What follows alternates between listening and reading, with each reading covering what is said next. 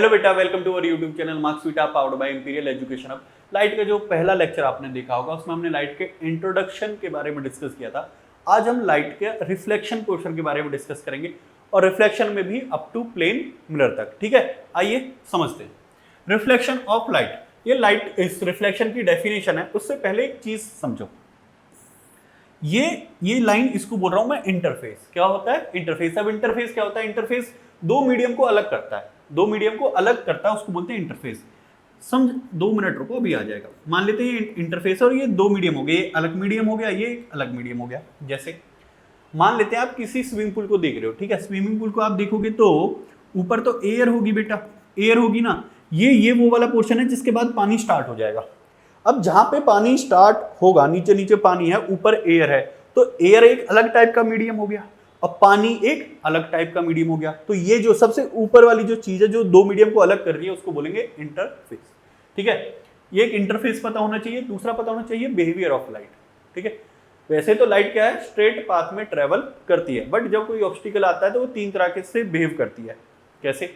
या तो वो रिफ्लेक्ट होगी उस पर हिट होने के बाद, या तो वो रिफ्रैक्ट होगी, या फिर वो एब्जॉर्ब हो जाएगी। ठीक है, अभी हम रिफ्लेक्शन के बारे में डिस्कस कर रहे हैं, तो आइए इसको आगे बढ़ाते हैं। आइए, reflection of light refers to bouncing back of light. ठीक है, ये जो लिखा है ना, the bouncing back of light, इसको आप ऐसे समझो कि ये इंटरफेस था। ठीक है, ये ऊपर से एक बॉल तुमने हिट करी, अभी मान लो ये फ्लोर है। क्या ये फ्लोर है? ठीक है, फ्लोर है। नीचे क्या है? आपके घर में जो फ्लोर होगा उसके नीचे फर्श के नीचे मिट्टी है ना, मिट्टी। ठीक है, ऊपर क्या है? एयर। ये फिर एक अलग मीडियम हो गया, ये फिर एक अलग मीडियम हो गया, और ये इंटरफेस हो गया। जब तुम बॉल को इस पे हिट करोगे तो क्या होगा? ऐसे टकरा के वापस आ जाएगी सेम मीडियम में। टकरा के क्या आ जाएगी? सेम मीडियम में। 1 से ही गई थी, मीडियम 1 से ही गई थी, और टकरा के बाउंस बैक हो गई किसमें? सेम मीडियम में।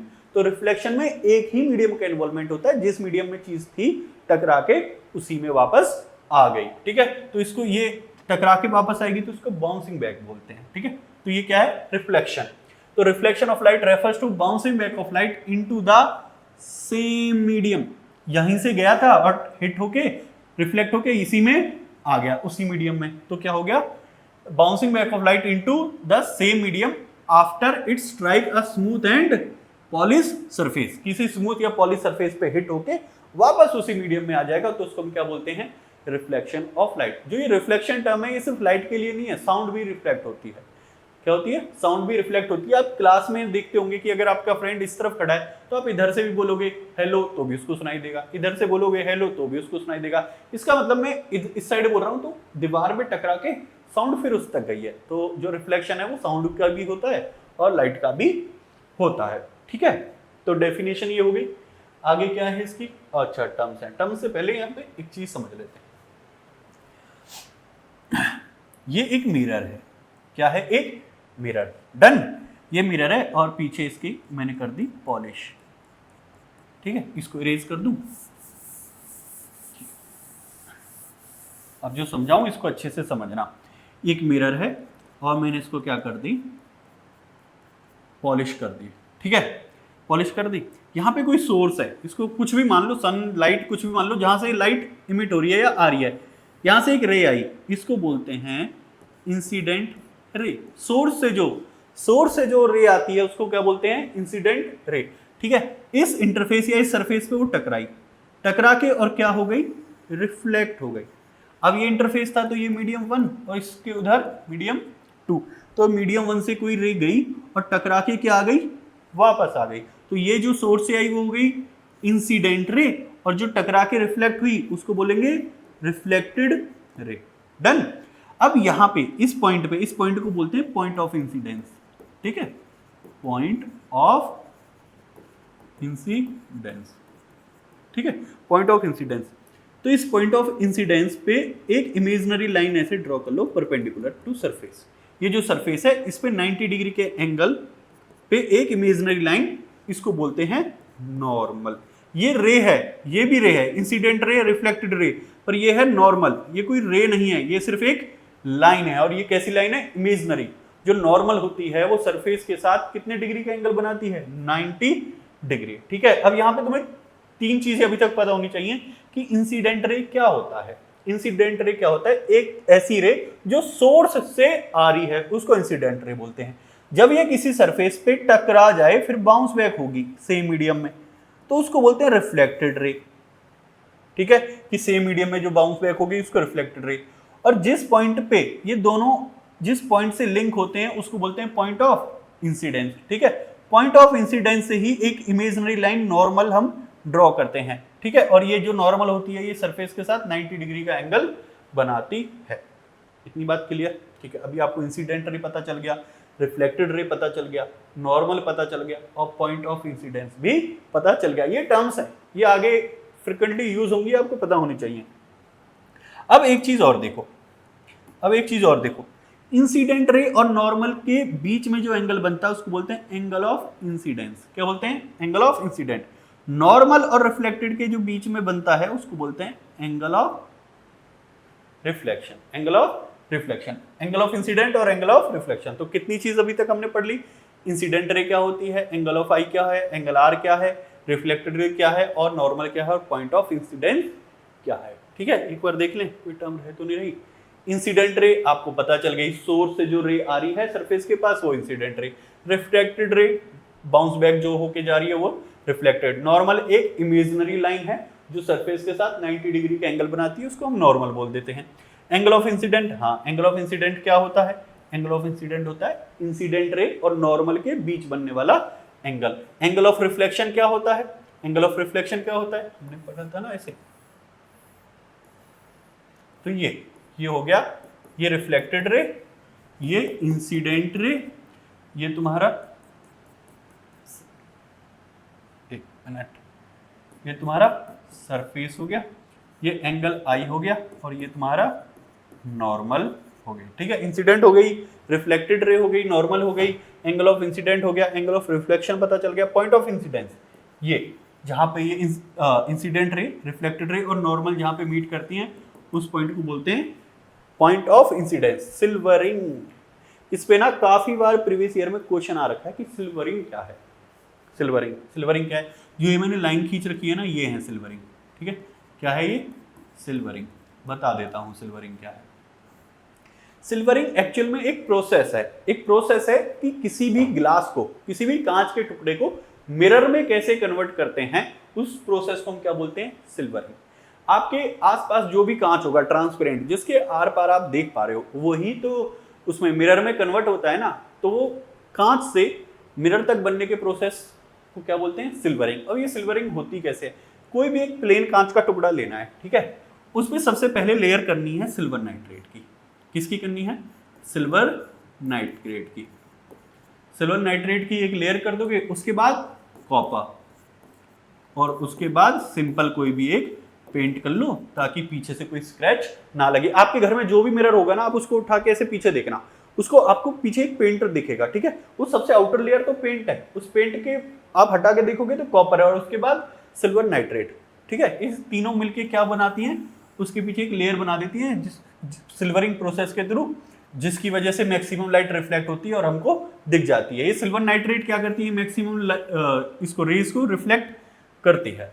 ठीक है, इसलिए हम सिल्वर नाइट्रेट यूज करते हैं। आई होप सो आपको ये टर्म्स सारी समझ आ गई होंगी। Incident ray, reflected, normal, angle of incident, angle of reflection, point of incidence, silvering. Done. आगे बढ़ते हैं। अब है टाइप ऑफ रिफ्लेक्शन। ठीक है, दो तरह की रिफ्लेक्शन होती है, रेगुलर रिफ्लेक्शन और इर्रेगुलर रिफ्लेक्शन। मैं बहुत सिंपल वर्ड्स में आपको बताता हूँ रेगुलर और इर्रेगुलर क्या होती है। अगर आपका जो सरफेस है ना, अगर वो स्मूथ है, प्लेन है, जैसे आपके घर में टाइल्स वगैरह लगी होंगी वो प्लेन है, तो वहां पे जो होता है वहां पे होता है रेगुलर रिफ्लेक्शन। ठीक है, जैसे सड़क है, अब सड़क पे भी तो लाइट जब ऐसे हिट कर रही होगी वो भी तो हर डायरेक्शन में बिखर रही होगी, रिफ्लेक्ट तो कहीं कर रही होगी, तो वो होता है इर्रेगुलर सरफेस, क्योंकि वो उबड़ खाबड़ है।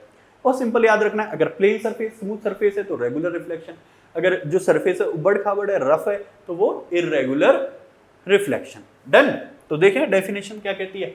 रेगुलर रिफ्लेक्शन क्या है? It refers to reflection of light from a smooth and polish surface. Smooth and polish surface, smooth and polish surface in which the parallel incident ray remain parallel after reflection. यहां तक तो आपको समझ आ गया होगा ना, it refers to the reflection of light from a smooth and polish surface. ठीक है, कि सरफेस अगर स्मूथ है या पॉलिश्ड है, पॉलिश मतलब एकदम प्लेन है, तो जो उसके ऊपर हो रही है उसको बोलते हैं रेगुलर रिफ्लेक्शन, है ना। अब ये वाली लाइन क्या है जी, parallel incident ray remain parallel after reflection. तो ये ऐसे है, ये डायग्राम आपको दिख रहा है, यहाँ वाला, यहाँ ब्लू लाइन्स आ रही है, नहीं दिख रही? चलो मैं इसको आपको दिखाता हूँ।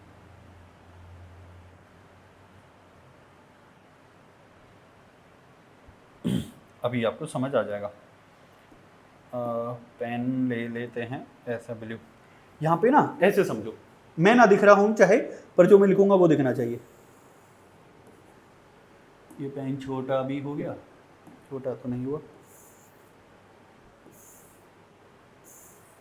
अब ये रेज आ रही होंगी 1 2 3 4, ठीक है। अच्छा एक टर्म और बता देता हूं कि रेज में और बीम में क्या फर्क है। जब एक सिंगल की बात करते हैं, सिंगल रे की, तो उसको रे बोल देते हैं। जब बंच ऑफ रेज की बात कर लेते हैं, एक से ज्यादा रेज की जब कंबाइंड बात करते हैं, तो उसको बीम बोलते हैं, ठीक है। तो आप ऐसे समझो, यहाँ पे 4 रेज आ रही हैं, ये पैरेलल रेज आई, ये चारों क्या आई, पैरेलल आई, और रिफ्लेक्ट होके जो रिफ्लेक्टेड रे हैं वो भी पैरेलल हुई, तो वो कैसा सरफेस हुआ, वो हुआ वहां कैसा रिफ्लेक्शन हुआ, रेगुलर रिफ्लेक्शन। ये जो पॉसिबल है ना कि पैरेलल आए और रिफ्लेक्ट होके भी पैरेलल चले जाए, ये सिर्फ स्मूथ सरफेस पे ही पॉसिबल है, ठीक है। तो इसको बोलते हैं रेगुलर रिफ्लेक्शन। एक बार मैं फिर से रिपीट कर देता हूं, दो पैरेलल इंसिडेंट रे आएंगी और रिफ्लेक्ट होके पैरेलल ही चली जाएं, तो हम उसको क्या बोलते हैं, रेगुलर रिफ्लेक्शन, और ये पॉसिबल सिर्फ स्मूथ सरफेस पे है। अब दूसरे केस में क्या है, यही यहां पे लिखा हुआ था कि पैरेलल इंसिडेंट रेज, ये जो रेज आई है पैरेलल इंसिडेंट रेज रिमेन, वो पैरेलल ही रहेंगी, पैरेलल आफ्टर रिफ्लेक्शन, पैरेलल आई और रिफ्लेक्शन के बाद भी पैरेलल ही रही, तो हम उसको क्या बोलेंगे, रेगुलर रिफ्लेक्शन। इतनी बार रिपीट हो जाता है, अब तो ऐसे ना मसल्स मेमोरी बन जानी चाहिए तुम्हारी। पैरेलल इंसिडेंट आएगी और टकराने के बाद भी पैरेलल ही रहेगी, तो वो क्या होता है, रेगुलर रिफ्लेक्शन। अगर रेगुलर रिफ्लेक्शन समझ आ गया तो रेगुलर भी आ जाएगा। अगर उसमें पैरेलल आ रही थी और रिफ्लेक्शन के बाद पैरेलल ही रह रही हैं, तो रेगुलर था। तो इर्रेगुलर में क्या होगा, इर्रेगुलर में भैया आएंगी तो पैरेलल, पर टकराने के बाद वो पैरेलल नहीं रहेंगी। अब जैसे सड़क है, ठीक है, सड़क पे तो ऐसा नहीं हो रहा होगा ना कि चारों जैसे पैरेलल आई, तो इसको ना जूम करके दिखाता हूं तुम्हें, अगर दिख जाएगा तो।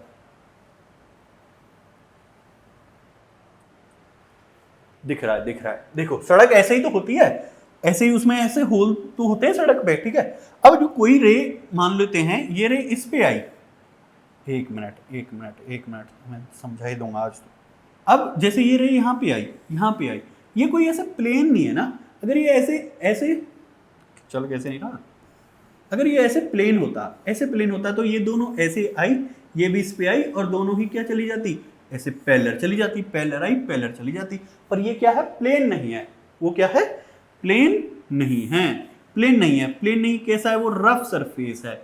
रफ सरफेस है तो यहां से यहां पे चली गई, और यहां से क्या ना, ये ऐसे चली गई, अब ये यहां पे इंटरसेक्ट हो गई, ठीक है। उबड़ खाबड़ है तो सेम डायरेक्शन में नहीं ना जा पा रही, तो रफ सरफेस होने के कारण पैरेलल जो बीम आई है वो पैरेलल ही रिफ्लेक्ट नहीं हो पा रही। क्यों नहीं हो पा रही, क्योंकि जो सरफेस है वो कैसा है, रफ सरफेस है, इसलिए जो रिफ्लेक्शन है वो इररेगुलर है। Parallel beam after reflection parallel नहीं रह पा रही, इसलिए वो कैसा हो गया, कैसा रिफ्लेक्शन हो गया, इररेगुलर, ठीक है। अब ये छोटा कैसे होगा वो मेरे पता नहीं, कोशिश कर लेते हैं, हो जाएगा ठीक है, नहीं तो तुम्हें समझ तो आ ही गया होगा, ऐसे मान लेता हूं, है ना। जब मानना ही है तो कुछ अच्छा ही मानता हूं कि तुम्हें समझ आ गया होगा। टाइप ऑफ रिफ्लेक्शन, रेगुलर और इररेगुलर। अगर किसी पॉइंट पे तुम्हें ऐसे लगे ना, किसी भी सब्जेक्ट में की मैं बात कर रहा हूँ, इवन दो मैथ्स में भी, किसी भी पर्टिकुलर पॉइंट पे तुम्हें ऐसे लगे कि टीचर ने जो समझाया मुझे समझ नहीं आया, तो उस मोमेंट पे 2 सेकंड रुक के ऐसे सोचा करो, ऐसे ब्रेनस्टॉर्मिंग किया करो कि क्या हो सकता था। खुद थोड़ा सा सोचोगे ना, तो चांसेस हैं कि वो तुम्हें समझ आ जाए। अब अभी मैंने समझाया, किसी पर्टिकुलर पॉइंट पे तुम्हें लगे नहीं समझ आया, वीडियो रोकनी और थोड़ा सोचना है, वो समझ आ जाएगा, ठीक है। उस टॉपिक के बारे में थोड़ा सोचना है, समझ आ जाएगा। थोड़ी सी ये हैबिट डेवलप करो, ठीक है। क्योंकि चाहे मैं हूं चाहे तुम हो, किसी न किसी पॉइंट पे ऐसे लगता है कि नहीं आया समझ, तो टीचर ने तो अपनी तरफ से समझा दिया, नहीं आया, तो उस मोमेंट पे एक हैबिट रखनी, रुक के सोचना है कि क्या था कैसे हो सकता है, ऐसे भी सोचूं तो अलग अलग थॉट्स आएंगे, तो धीरे धीरे अंडरस्टैंडिंग बन जाती है। ठीक है, अब पढ़ेंगे लॉ ऑफ रिफ्लेक्शन। हमने रिफ्लेक्शन पढ़ा था, डेफिनेशन क्या होती है, bouncing back of light in same medium after striking on a smooth and shiny surface is called reflection of light. Reflection of light के बाद हमने क्या पढ़ा, कुछ टर्म्स पढ़े थे। कौन कौन से टर्म्स पढ़े थे, रिकॉल करो। टर्म्स पढ़े थे इंसिडेंट रे। अब पता है, जैसे मैंने तुम्हें बोला ना इंसिडेंट रे, तो मेरे माइंड में वो इमेज है, तो इतना विजुलाइज किया करो कि क्या हुआ। इंसिडेंट रे पढ़ी हमने, इंसिडेंट के बाद रिफ्लेक्टेड रे, नॉर्मल एक इमेजिनरी लाइन थी, एंगल आई था, एंगल आर था, है ना, और पॉइंट ऑफ इंसिडेंट था, ये था। उसके बाद सिल्वरिंग थी। सिल्वरिंग क्या था सिल्वरिंग, बताना। सिल्वरिंग एक प्रोसेस था जिसके थ्रू हम किसी भी प्लेन कांच के टुकड़े को मिरर में कन्वर्ट कर सकते हैं। सिल्वरिंग की प्रोसेस में सबसे पहली लेयर किसकी थी, सिल्वर नाइट्रेट, फिर कॉपर एंड फिर पेंट। सिल्वर नाइट्रेट ही क्यों यूज किया सर, सिल्वर नाइट्रेट इसलिए यूज किया ताकि मैक्सिमम लाइट रेज को वो क्या कर दे, रिफ्लेक्ट कर दे। इसके बाद हमने क्या पढ़ा, इसके बाद हमने पढ़ा रेगुलर रिफ्लेक्शन और इररेगुलर रिफ्लेक्शन। रेगुलर रिफ्लेक्शन क्या होता है सर, कि अगर जो सरफेस है वो प्लेन है तो पैरेलल इंसिडेंट रेज आएंगी और आफ्टर रिफ्लेक्शन भी पैरेलल ही चली जाएंगी, तो वो क्या हुआ, रेगुलर रिफ्लेक्शन। इररेगुलर रिफ्लेक्शन क्या हुआ, इररेगुलर में जो सरफेस होता है वो इररेगुलर मतलब रफ होता है, उस पर दो पैरेलल बीम आप हिट भी करोगे तो वो after strike on surface parallel नहीं जाएंगी, पैरेलल चली जाए तो रेगुलर हो जाए। जैसे रोड है, रोड रफ सरफेस है, रोड के ऊपर दो पैरेलल बीम आएंगी तो आफ्टर रिफ्लेक्शन पैरेलल नहीं होती, तो वो कैसा हो गया, irregular reflection due to rough surface. और वो क्या है, regular reflection due to smooth surface. समझ आया। और एक पॉइंट और हमने पढ़ा था कि रे और बीम में क्या फर्क है। एक सिंगल की बात करेंगे तो रे है, और जब बंच ऑफ रेज की बात करने लगेंगे तो बीम। देखो रिवाइज हो गया ना, आगे देख लेते। अब है लॉ ऑफ रिफ्लेक्शन। बिल्कुल, लॉ ऑफ रिफ्लेक्शन दो है और एक नोट है। ठीक है, दो उसके लॉज हैं और एक नोट है। First law of reflection, first law of reflection क्या कहता है भैया, फर्स्ट लॉ ऑफ रिफ्लेक्शन ये कहता है कि जब भी रिफ्लेक्शन हो रहा है, एक इंसिडेंट रे आई, क्या हुआ, एक ये कैसे हो गया, चलो एक इंसिडेंट, ये मान लेते हैं ऐसे, जब भी मैं ऐसे पीछे पीछे से लाइनिंग खींचूंगा ना, तो मैं हमेशा पूछूंगा कि ये क्या है, मन ही मन बोलना है सिल्वरिंग। क्या बोलना है, सिल्वरिंग। सिल्वरिंग किससे हुई, silver nitrate, copper and paint. Done, ठीक है। तो ये सिल्वरिंग मैंने कर ली। ये इंसिडेंट रे आई, ये इंसिडेंट रे आई, और ये यहाँ पे क्या हो गई, बाउंस बैक हो गई सेम मीडियम में। रिफ्लेक्शन की definition, bouncing back in same medium. यहाँ पे मैं एक 90 डिग्री लाइन ले जाऊं, ये क्या नॉर्मल हो जाएगी। ठीक है, अब हमने देखा था कि यहाँ एंगल आई बराबर एंगल आर था, एंगल आई बराबर आर था, बराबर नहीं पढ़ा था हमने, सिर्फ ये पढ़ा था एंगल आई और एंगल आर होता है। लॉ, जो फर्स्ट लॉ ऑफ रिफ्लेक्शन है, ये बोलता है कि incident is always angle of incident, angle of incident is always equal to angle of reflection.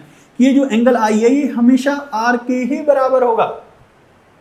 Law of reflection, first law of reflection क्या बोलता है, जो angle I always equal to angle R, angle I always equal to angle R. कैसे, अगर इस incident ray को तुम यहां की बजाय यहां से ऐसे ऐसे स्ट्राइक करते तो ये एंगल ऑफ इंसिडेंट बड़ा होता, तो जो एंगल ऑफ रिफ्लेक्शन आता ना वो भी बढ़ जाता, वो भी बढ़ जाता। जैसे जैसे आई बढ़ेगा ऐसे ऐसे आर बढ़ेगा, जैसे जैसे आई कम होगा ऐसे ऐसे आर कम होगा, क्योंकि दोनों इक्वल है ना। यहाँ पे अगर 30 डिग्री आई होता तो आर भी 30 डिग्री हो जाएगा। अगर इंसिडेंट हो गया 60 डिग्री तो आर भी क्या हो जाएगा मेरे भाई, 60 डिग्री। क्यों, क्योंकि angle I equal to angle R always. ये कौन कहता है, फर्स्ट लॉ ऑफ रिफ्लेक्शन। अच्छा जी, सेकंड लॉ ऑफ रिफ्लेक्शन क्या कहता है, सेकंड लॉ ऑफ रिफ्लेक्शन ये कहता है, देखो देखो क्या कहता है, the incident ray, the reflected ray and the normal. Normal के पीछे मैंने रे नहीं लगाई, वो एक इमेजिनरी लाइन है, रे नहीं है। Incident ray, reflected ray and normal at the point of incidence lie in the same plane। क्या मतलब हुआ, क्या मतलब हुआ, मतलब ये हुआ जो इंसिडेंट रे है और रिफ्लेक्टेड रे है, जो इंसिडेंट रे है और रिफ्लेक्टेड रे है और जो नॉर्मल है, ये तीनों पॉइंट ऑफ इंसिडेंस पे लाई करते हैं और ये सेम प्लेन में लाई कर रहे हैं। कंफ्यूज मत हो, मैं दोबारा बोल देता हूं, इंसिडेंट रे, रिफ्लेक्टेड रे और नॉर्मल, ये तीनों लाई ऑन सेम प्लेन। ये तीनों क्या करते हैं, सेम प्लेन पे लाई करते हैं। एक बुक उठा लूं तुम्हारे लिए, चलो ये उठा लेता हूं, ये एक बुक है, इसके कितने प्लेन या सरफेस हो जाएंगे ये बताओ, सरफेस कितने हो जाएंगे इसके, 1 2 प्लेन कह लो तुम, प्लेन 1 2 3 4 5 6 होने चाहिए, 5 कैसे हो गए, आई रिपीट, 1 2 3 4 5 और 6, अब 6 हो गए। अब इसके कितने कितने प्लेन हो गए, 6 ना। अब देखो इंसिडेंट रे आई और इस बुक से टकराई, इस बुक से टकरा के यहीं से ऐसे रिफ्लेक्ट, ऐसे इंसिडेंट रे आई, इस पॉइंट पे टकराई और यहां से क्या हो गया, रिफ्लेक्टेड रे चली गई और यहीं पे क्या होगी, नॉर्मल। इंसिडेंट, रिफ्लेक्टेड और नॉर्मल, ये तीनों इसी प्लेन पे लाई करेंगे ना, इंसिडेंट रे, रिफ्लेक्टेड रे और normal lie on same plane. ऐसे तो नहीं होगा कि इंसिडेंट यहां पे आई और यहां साइड से निकल जाए रिफ्लेक्टेड, ये तो अलग प्लेन हो जाएगा। या यहां से इंसिडेंट आए, यहां से निकल जाए रिफ्लेक्टेड, पॉसिबल है नहीं, क्यों, रिफ्लेक्शन ऑफ लाइट में सेम मीडियम में होता है। तो इंसिडेंट यहां से आएगी और यहीं से रिफ्लेक्ट होगी और यहीं पे नॉर्मल, तो तीनों की तीनों जो रेज, तीनों के तीनों जो ये इंसिडेंट, रिफ्लेक्टेड और normal lie on same plane. समझ आ गया, ठीक ठीक भाई। बुक मैंने ऐसे ही उठा ली थी, मैं किसी की कोई एडवर्टाइज नहीं कर रहा, अभी क्या ही एडवर्टाइज करूंगा मैं, ओके ठीक है। वैसे ही लगा मेरे को, क्या पता किसी दिन कोई उड़ा दे ऐसे करके कि भाई पर्टिकुलर ऑथर की बुक दिखा रहा है। Angle I equal to angle R, first law of reflection हो गया। सेकंड लॉ ऑफ रिफ्लेक्शन क्या होता है, the incident ray, the reflected ray and the normal at the point of incidence all lie in same plane, एक ही plane पे लाई करती हैं। नोट, ये बहुत जरूरी है, ये बहुत जरूरी है। नोट क्या है कि जो ये लॉ ऑफ रिफ्लेक्शन है ना, ये ऐसे नहीं सिर्फ मैंने ऐसे एक सीधी लाइन खींची है तो ये प्लेन मिरर पे ही एप्लीकेबल है।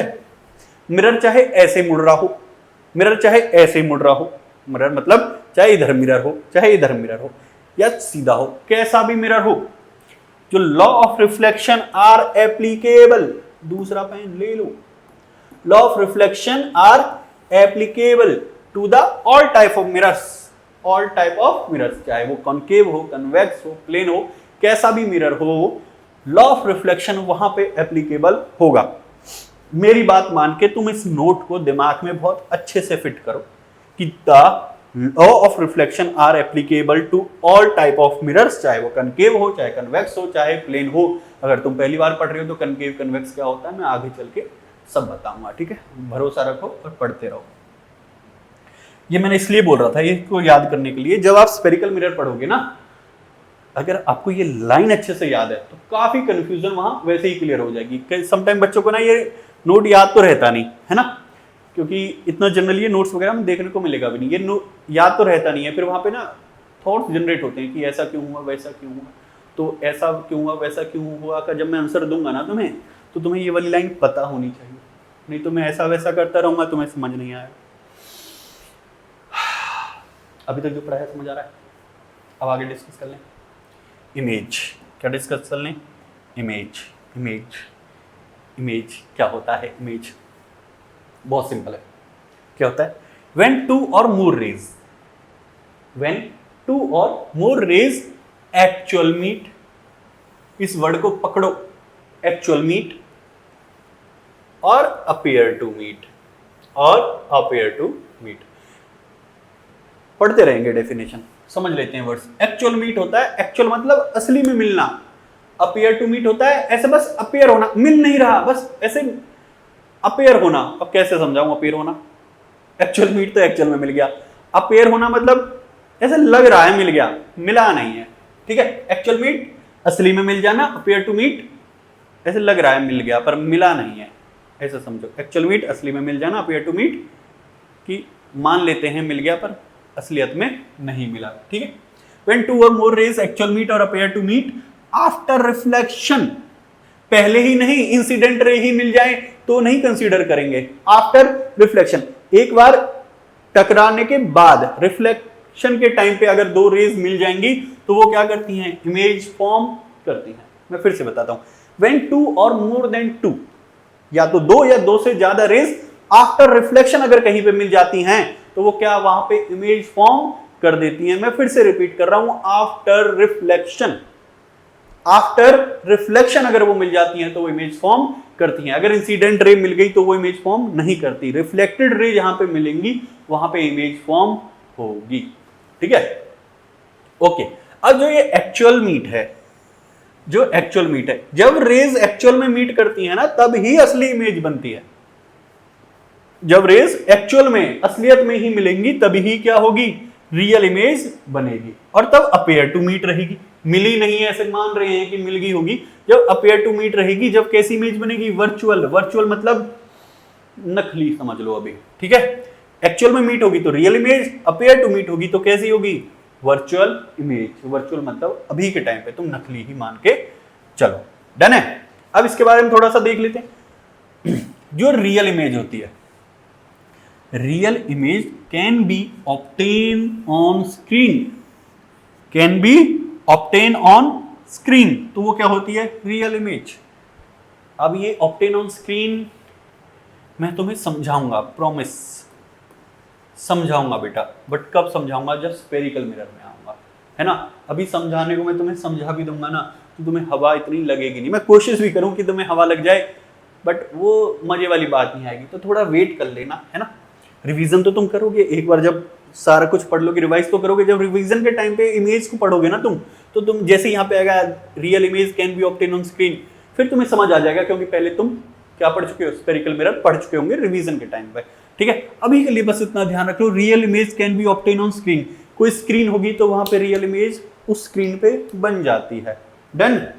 और appear to meet virtual image, ये हो गया। इसको फिर से डिस्कस कर लेते हैं। Real image can be obtain on screen और real image is inverted. Inverted का मतलब होता है उल्टा। इन्वर्टेड का मतलब उल्टा, कि कोई चीज ऐसी है भैया, ये ऑब्जेक्ट है, क्या है, ऑब्जेक्ट, और यहां पे कोई मिरर है, क्या है, कोई मिरर। अब ये मिरर कैसा है या क्या है इसको आगे बताऊंगा। कोई मिरर है, कोई मिरर है कि यहां से रेज गई ऐसे आ गई, ठीक है, यहां से रेज गई ऐसे आ गई, और यहां से रेज गई वो ऐसे आ गई। तो ये तो कौन थी, इंसिडेंट, ये भी कौन थी, इंसिडेंट, ये कौन है, रिफ्लेक्टेड, और ये कौन है, रिफ्लेक्टेड। जब दो रिफ्लेक्टेड रेज या दो से ज्यादा मिलेंगी तो वो वहां पे क्या बनाएंगी, इमेज। ये ए है और ये क्या है, बी, तो ये ए बी क्या है, इमेज है, क्या है, इमेज। और ये कैसी इमेज है, इसका सर ऊपर था ना गोल गोल, तो इसका सर कहाँ होगा, नीचे, और इसके पैर ऐसे हो जाएंगे, उल्टी बन जाएगी। तो उल्टी जो होती है उसको बोलते हैं इन्वर्टेड। क्या बोलते हैं, इन्वर्टेड। ठीक है। और जो सीधी, जैसे तुम अपने घर के शीशे में खड़े होते होंगे ऐसे, तो सर ऊपर है तो उसमें भी सर ऊपर ही तो दिखता होगा, उसको बोलते हैं इरेक्ट। क्या बोलते हैं, इरेक्ट। अगर तुम्हारा सर ऊपर है और तुम मिरर के अंदर देखो, ऐसे उल्टे देखो तुम, तुम्हारा सर नीचे पैर ऊपर, तो वो क्या रहेगी, उस चीज को बोलते हैं इन्वर्टेड। और जब सीधे ही दिखते हैं तो उसको बोलते हैं इरेक्ट। डन। तो जो रियल इमेज होती है हमेशा वो कैसी बनती है, रियल इमेज इन्वर्टेड बनेगी हमेशा। या ऐसे याद रख लो, रियल, जो भी रियल इमेज होगी उसके साथ एक वर्ड चिपका हुआ है, इन्वर्टेड। अगर कोई रियल है तो इन्वर्टेड भी होगी। ऐसे दिमाग में फिट कर लो कि भाई कोई ये इमेज रियल है तो इन्वर्टेड भी होगी। ठीक है। अगर कोई चीज वर्चुअल है तो इरेक्ट होगी, अपराइट, सीधी। ठीक है। आओ अपेयर टू मीट में देख लेते हैं। अपेयर टू जब रेज होती है, जब अपेयर टू मीट, असलियत में ना मिले, अपेयर टू मीट हो, तो जो इमेज बनती है वो कैसी बनती है, वर्चुअल इमेज। जो वर्चुअल इमेज होती है, नॉट होगा यहाँ पे, नॉट, यस। जो वर्चुअल इमेज है वो can not be obtain on screen, और जो वर्चुअल इमेज है वो कैसी बनती है, इरेक्ट। इरेक्ट कैसी, अपराइट, मैंने बता दी, सीधी, है ना।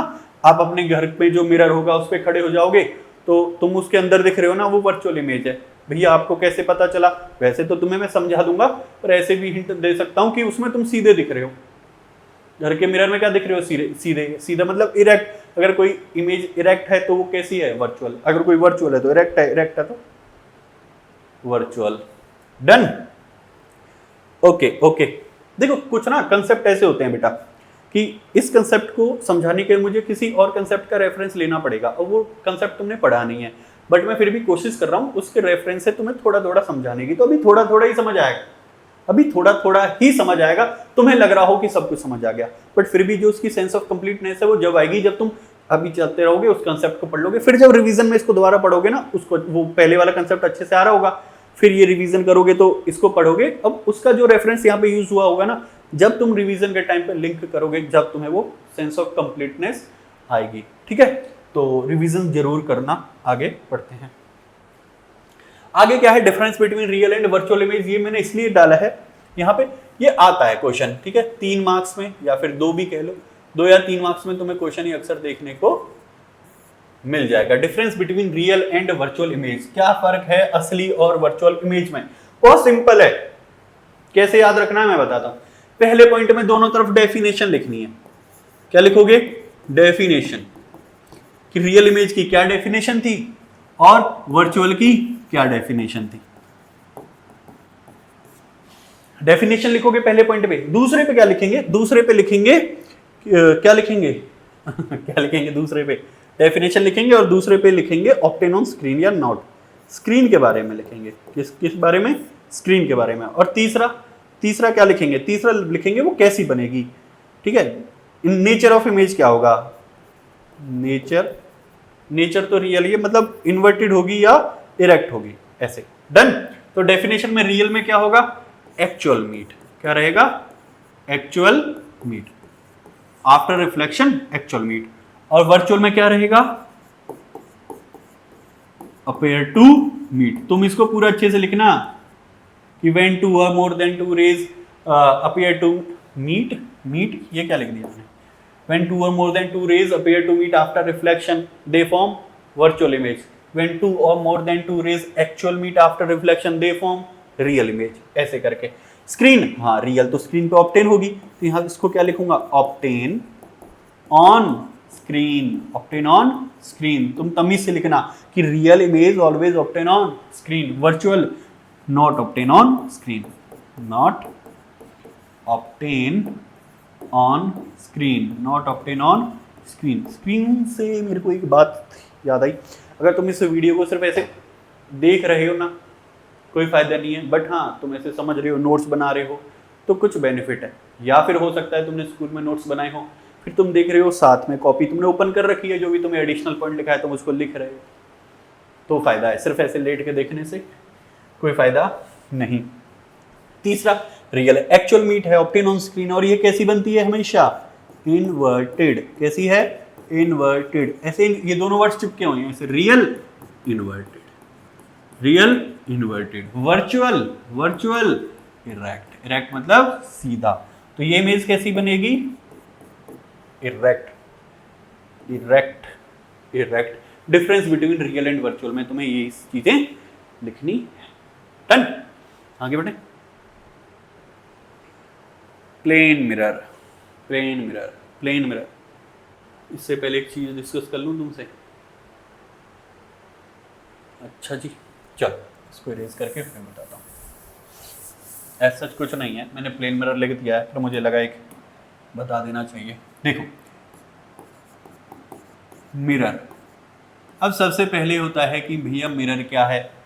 मिरर क्या है? एक ऐसा कांच का टुकड़ा जिसके पीछे सिल्वरिंग यानी पॉलिश हो रखी है, और उस पर लाइट हिट होती है इंसिडेंट, तो रिफ्लेक्ट हो जाती है, उसको हम क्या बोलते हैं? मिरर।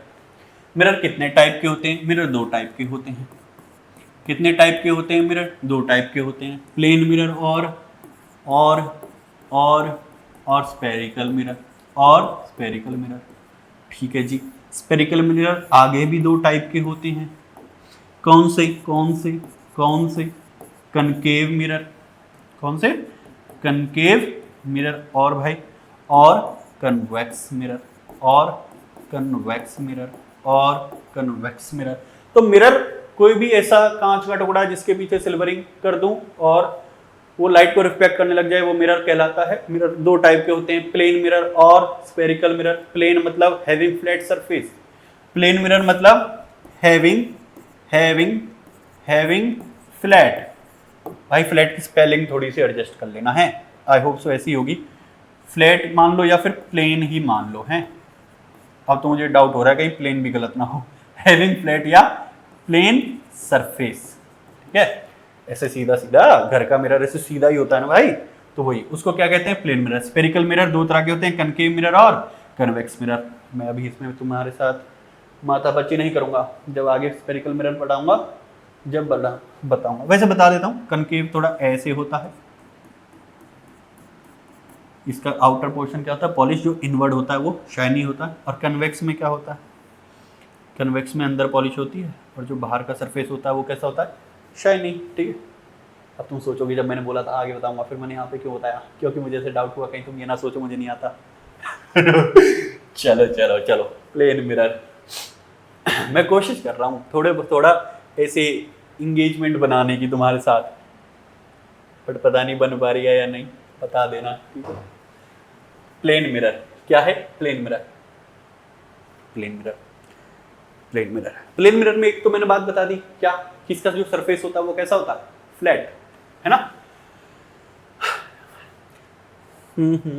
हाईली पॉलिश फ्लैट, मैंने सही स्पेलिंग लिखी है, इसका मतलब FLAT,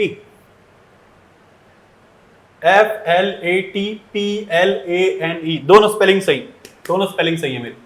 ठीक है, प्लेन मिरर क्या होता है, highly polish flat plane surface is called plane mirror. क्या होता है, बहुत अच्छी सी उस पे क्या हो रखी हो, पॉलिश हो रखी हो। देखो एक चीज बताऊं, मैं यहाँ पे अगर जैसे लिख रखा हाईली पॉलिश, और मैं फिर से तुमसे ये पूछ लूं कि क्या होती है सिल्वरिंग, है ना, तो तुम फिर से बोलोगे कि सिल्वरिंग, सिल्वर नाइट्रेट, फिर कॉपर की लेयर और फिर पेंट, है ना। अब सिल्वरिंग में 3-4 बार पूछ चुका हूं, तो एक बार थोड़ा सा सोचने की कोशिश करो, तुम्हें याद हो गया होगा ना। यही है रिवीजन, कि अगर किसी चीज को बार बार तुम रिपीट करते रहोगे तो वो अच्छे से समझ आ जाएगी। Highly polish flat surface is called plane mirror. Flat हो और उसके ऊपर अच्छे से पीछे क्या हो रखी हो, पीछे की साइड अच्छे से पॉलिश हो रखी होगी, तो हम उसको क्या बोल देते हैं भैया, प्लेन मिरर। ठीक है, the image formed by plane mirror can be seen only by looking into the mirror. कितनी भयंकर बात कह दी कि अगर प्लेन मिरर के अंदर जो इमेज बन रही है तुम्हें ऐसे मिरर के अंदर ही देखनी पड़ेगी। ठीक है, अब ये प्लेन मिरर, यहां से तुम देख रहे हो, यहाँ पे यहाँ पे एक इंसान खड़ा है, वो देख रहा है, तो उसको तो यहाँ से दिख रहा है, पर वो ऐसे पीछे आके देखने लगे तो थोड़ी दिखेगा, नॉर्मल सी बात है। The image form by plane mirror can be seen only by looking into the mirror. सिर्फ शीशे के अंदर देखेंगे तो ही वो प्लेन मिरर की इमेज दिखेगी, अदरवाइज नहीं दिखेगी। आगे क्या है, प्रॉपर्टीज ऑफ प्लेन मिरर। बहुत ही ज्यादा इंपॉर्टेंट है ये, बहुत ही ज्यादा इंपॉर्टेंट है। पहले ये लाइन हटा देता हूं, मैं जोश में ज्यादा ही लाइनें खींच देता हूं। चल पीछे क्या कर दूं, फिर से सिल्वरिंग कर दूं, क्या कर दूं, सिल्वरिंग कर दूं। कोई बात नहीं, एक बार और बोल दो, silvering, silver nitrate plus copper plus paint. ठीक है, तो ये पीछे क्या हो गई, सिल्वरिंग हो गई। ठीक है, अब प्रॉपर्टीज ऑफ मिरर में बता देता हूं। देखो ये फ्लैट सरफेस है, हाईली पॉलिश है, तो ये प्लेन मिरर है, डन। अब यहां पे एक ऑब्जेक्ट है, ये रहा, बाल भी हैं इसके, ये एक ऑब्जेक्ट है, डन। इस ऑब्जेक्ट की जो मैं हाइट बोल देता हूं वो हाइट है h, और जो यहां से ये डिस्टेंस है मिरर से लेके यहां तक का जो डिस्टेंस है, एकदम ऐसे 90 डिग्री पे है, ये ऐसे कर्व नहीं है, ऐसे बिल्कुल ऐसे 90 डिग्री से सीधा मैंने डिस्टेंस मेजर किया है, तो इसको बोल देता हूं u, स्मॉल u। ठीक है, ये h, हाइट को h बोला है और इस डिस्टेंस को u बोला है। तो जो इसकी इमेज बनेगी ना, जितना डिस्टेंस ये होगा, अगर ये यहां से लेके यहां तक x होगा, अब तुम सोचोगे मैंने u क्या बताया, ये भी बड़ी बात है। अगर यहां से लेके यहां तक x सेंटीमीटर या x मीटर का डिस्टेंस है ऑब्जेक्ट का, ये कौन है मेरा ऑब्जेक्ट, तो जो इसकी पीछे इमेज बनेगी ना, जो इमेज बनेगी, तो अगर ये यहां से x डिस्टेंस है तो यहां पे भी क्या होगा, x डिस्टेंस ही होगा। मतलब तुम्हें नहीं दिख रहा, मैं मान लेता हूं, यहां से दिखा देता हूं। ये ना, ये जैसे बोर्ड है, इस बोर्ड से अभी मैं एक टाइल दूर हूं, इमेजिन तो कर सकते हो, इस बोर्ड से एक टाइल दूर हूं, तो इसके जो अंदर मेरी इमेज बन रही है ना, वो भी एक टाइल दूर होगी। जैसे मैं एक स्टेप पीछे आऊंगा ना, तो अंदर जो इमेज है वो भी एक स्टेप पीछे चली जाएगी, एक और गया, एक और चली गई। अब मैं यहां से मेजर करूंगा 1 2 3, तो 3 टाइल दूर हूं ना मैं मिरर से, तो मेरी इमेज भी क्या होगी, 3 टाइल दूर होगी। एक स्टेप आगे, वो इमेज भी आगे। क्यों, क्योंकि जितना मेरा डिस्टेंस होगा ना मिरर से, उतना ही इमेज का डिस्टेंस होगा, किससे, मिरर से। अगर ये x है तो इमेज भी x, अगर इसको मैं पास ले जाऊं तो वो भी क्या आ जाएगी, पास, क्योंकि वो मेंटेन कर रही है किसको, कि जो ऑब्जेक्ट का डिस्टेंस है प्लेन मिरर से, वही डिस्टेंस किसका होगा, इमेज का। ठीक है, अगर मैं टेक्निकली बताऊं जो डिस्टेंस होता है एक ऑब्जेक्ट का फ्रॉम मिरर उसको u से रिप्रेजेंट करते हैं, इसलिए पहले मैंने u लिखा था। और जो इमेज का डिस्टेंस होता है फ्रॉम मिरर उसको v से रिप्रेजेंट करते हैं, ठीक है। uv स्फेरिकल मिरर में बहुत ज्यादा रिपीट होगा, समझ आ जाएगा, ठीक है। तो u और v हमेशा बराबर रहेगा। Distance of object from mirror always equal to distance of image from mirror, ठीक है। मैं बाद में एक साथ उनको रीड कर लूंगा, अभी ये देख लो। अगर इसकी हाइट h है तो इमेज की हाइट भी क्या होगी, h ही होगी। बहुत सिंपल है। तुम मिरर में ऐसे खड़े होकर देख रहे हो, तुम 6 फीट के हो, तुम्हारी इमेज भी 6 फीट की। अगर तुम हो 5 फीट के, तुम्हारी इमेज भी 5 फीट की। ऐसे ही होगा ना। तो जितनी तुम्हारी हाइट है उतनी ही प्लेन मिरर में दिखती है, सिंपल। तो जो हाइट भी क्या रहेगी इमेज की और ऑब्जेक्ट की, सेम। जो ऑब्जेक्ट की हाइट है ना उसको आगे से मैं HO से लिखूंगा, ऐसे HO, हाइट ऑफ ऑब्जेक्ट। और जो इमेज की है उसको किससे लिखूंगा, HI, height of image. Height of object HO और HI हाइट ऑफ इमेज। तो जो HO है ना वो भी हमेशा HI ही होती है। जितना लंबा ऑब्जेक्ट उतनी ही लंबी उसकी इमेज, ठीक है। एक तो हमने देख लिया डिस्टेंस बराबर है और हाइट भी क्या है, बराबर ही है। डन है, ठीक है। और दूसरा कैसी बनती है जो इमेज है, वो वर्चुअल है। वर्चुअल क्यों है, क्योंकि वो अपराइट है।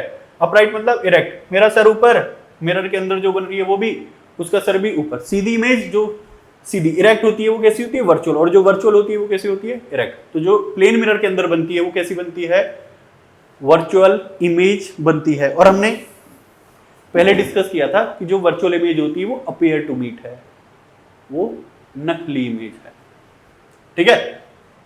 चलो अब इनके जो पॉइंट है डिस्कस कर लेते हैं।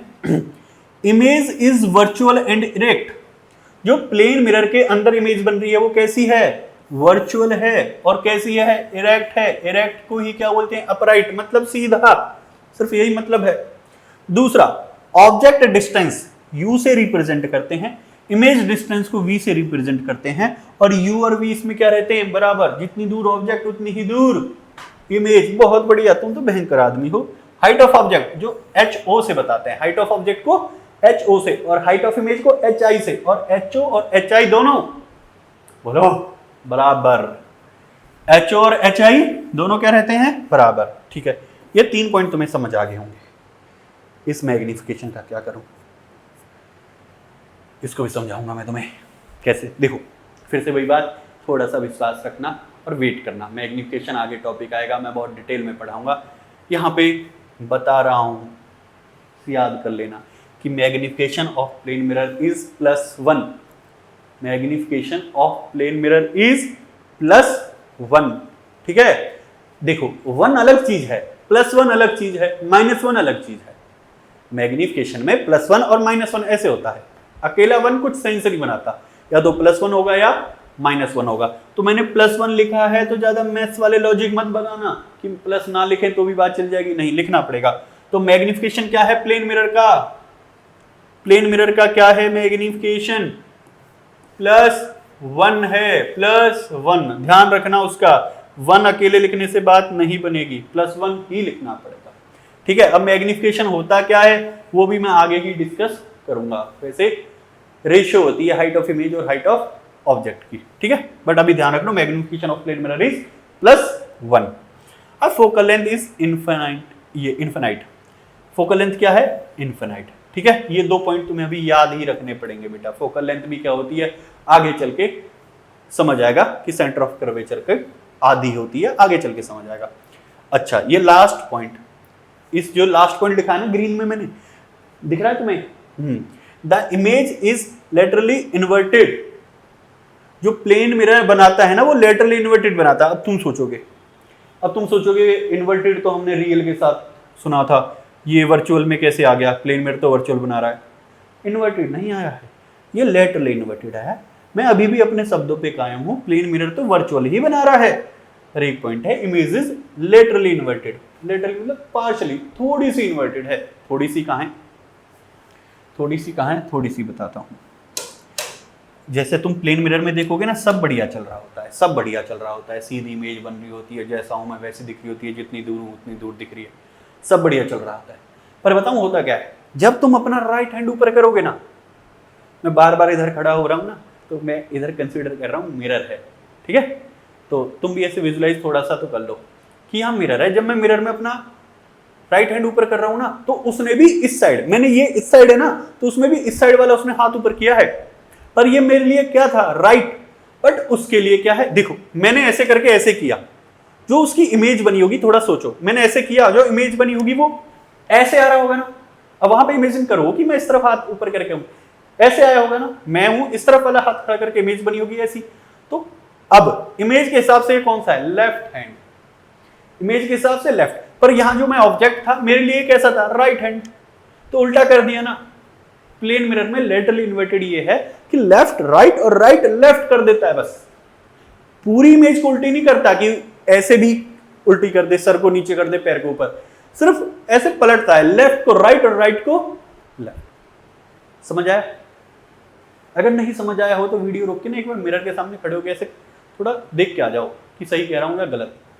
ठीक है, the image is laterally inverted, पूरी इन्वर्टेड नहीं है, वैसे वो वर्चुअल और इरेक्ट है, बस लेफ्ट को राइट, राइट को लेफ्ट बदल देती है, इसलिए थोड़ी सी लेटरली इन्वर्टेड है।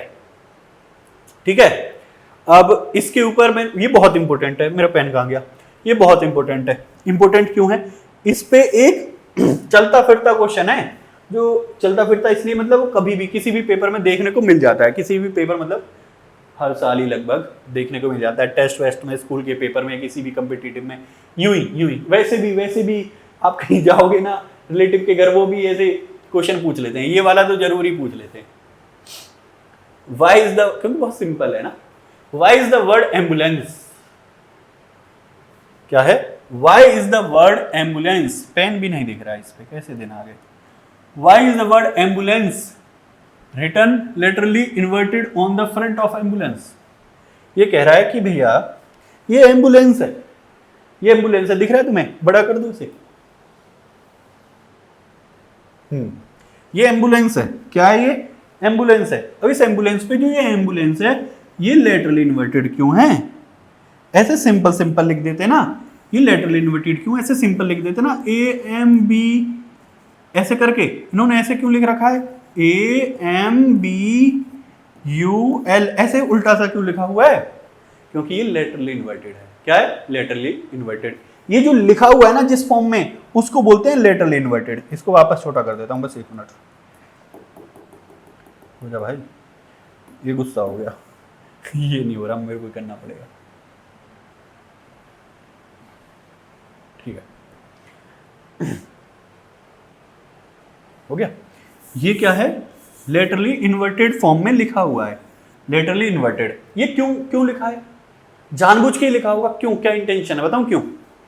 हम गाड़ी चला रहे हैं, एम्बुलेंस पीछे से आ रही है, ठीक है, एम्बुलेंस पीछे से आ रही है, तो जब मैं ऐसे अपने रेयर व्यू मिरर में देखूं या ऐसे देखूं ना, डैशबोर्ड के ऊपर होता है साइड में, दोनों ही रेयर व्यू मिरर हैं, ठीक है, जब मैं उसमें देखूं तो ये मेरे को क्या हो जाए, जो एम्बुलेंस है वो कैसा देखने को मिले, कैसा हो जाए, वो सीधा हो जाएगा, क्योंकि अगर वो सीधा लिखा रहेगा तो मिरर उसको लेटरली इन्वर्टेड करेगा, तो वो टेढ़ा हो जाएगा, मतलब लेफ्ट राइट लेफ्ट, तो मेरे से पढ़ा नहीं जाएगा। तो इसलिए वो एम्बुलेंस में पहले से ही लेटरली इन्वर्टेड लिख देते हैं, ताकि जब मैं मिरर में आगे गाड़ी चला रहा हूँ, पीछे से आए, मिरर में देखूं, जब वो लेफ्ट राइट लेफ्ट हो जाएगा ना, मैं फिर से, अगर तुम्हें समझ ना आए तो 2 मिनट वीडियो रोक के सोचो मैं क्या कह रहा हूँ, कि पीछे उसने पहले ही उल्टा करके लिख दिया।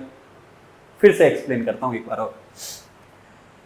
एक्चुअल में जो एम्बुलेंस की स्पेलिंग थी, उसका राइट इधर था, लेफ्ट उधर, ऐसे मान लो, राइट इधर था, लेफ्ट इधर, पर जब मैं ऐसे मिरर में देख रहा होता हूं ना, तो उसका राइट लेफ्ट में चला जाता है और लेफ्ट राइट में, तो मेरे से पढ़ा नहीं जा रहा था कि लिख क्या रहा है, ठीक है। तो इसके समाधान के लिए क्या कर दिया, मेरे को पता है कि इसका राइट लेफ्ट है जो, ये उल्टा हो जाएगा जब मैं मिरर में देखूंगा, गाड़ी के मिरर में, तो उन्होंने क्या कर दिया, इसको पहले ही उल्टा कर दिया, क्योंकि जब मैं मिरर में देखूंगा, जब अब जो राइट है वो लेफ्ट होगा और जो लेफ्ट है वो राइट, वो उल्टा है ना, यहां पे मेरे को एकदम सीधा देखने को मिल जाएगा, ठीक है।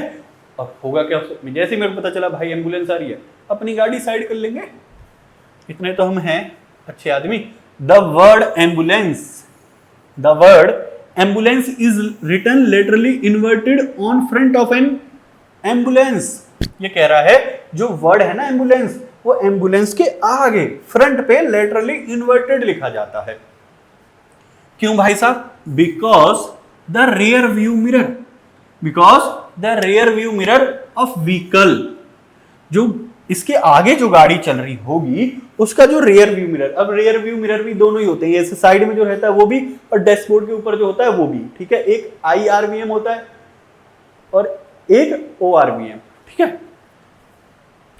The rear view mirror of vehicle forms a laterally inverted image, कि जो गाड़ी आगे चल रही है वो जो पीछे एम्बुलेंस है उसकी लेटरली इन्वर्टेड इमेज बनाएगी उसके मिरर में, और जैसे ये पहले से इन्होंने जो लेटरली इन्वर्टेड कर रखा है वो वहां पे सीधा होके दिख जाएगा। The rear view mirror of vehicle form a laterally inverted image, therefore the word appear ambulance in its correct form, और इस वजह से क्या जो एम्बुलेंस है वो मिरर के अंदर करेक्ट फॉर्म में दिखेगा, सिंपल की रीडेबल फॉर्म में दिखेगा। ऑफ द व्हीकल अहेड, जो आगे व्हीकल चल रहा है, this help the driver to identify the ambulance quickly and give it way. ये जो लेटरल इन्वर्टेड होके इमेज दिखेगी ये ड्राइवर को रीडेबल फॉर्म में एम्बुलेंस को दिखा देगा और ड्राइवर अपनी गाड़ी साइड कर लेगा और एम्बुलेंस चली जाएगी। ये बहुत सिंपल सी चीज है, ठीक है। मेरे को समझाने के लिए थोड़ा सा ज्यादा स्ट्रेस सा डालना पड़ता है, अदरवाइज बहुत सिंपल चीजें हैं। जब आप रिवीजन फॉर्म में आओगे, एक बार पढ़ने के बाद रिवाइज करोगे, बहुत आराम से आपको चीजें समझ आ जाएंगी, ठीक है।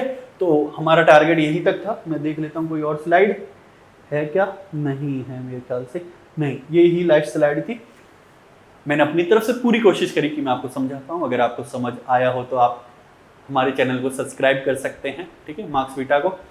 और आपकी कोई सजेशन आप कमेंट में बता सकते हो, इवन दो डाउट भी आप पूछ सकते हो, मैं उसका रिप्लाई कर दूंगा। Thank you.